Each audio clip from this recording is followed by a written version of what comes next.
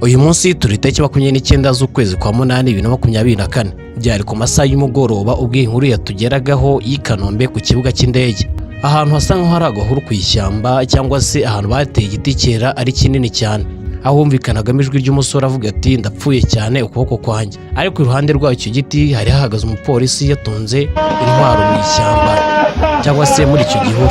Nuko aho hantu bahisagutwa cyane kuko igisirikare cy'u Rwanda gifite umutekano mwinshi, gifite n'umutekano uhambaye cyane, cyahise kihagota cyihuta cyane mbese nko kuzimya umuriro. Mu kumara kugota aho hantu nuko hahise haza inzego zishinzwe umutekano ziza zihuta cyane kugira ngo zitabarire hafi umuntu ari gutaka muri icyo gihuru. Nuko bakimara kugota icyo gihuru haturutsemo abasore b'inkorokoro banini, nuko basohokamo gake gake ubwo izo nzego zishinzwe umutekano zari ziri hafi aho ngaho. Nuko bakimara gusohokamo aho ngaho bahise bafata ibintu byose bari bafite babitereka hasi, baryama hasi, nuko bahita babatunga izo ntwaro. Ariko ntitwaje kumenya ikintu bari guhora uwo muntu wari uri mu ishyamba, n'uwo muntu twaje kumubona isura yiwe bitewe n'impamvu z'umutekano we. Reka mbereke ukuntu iyo nkuru yaje kugenda.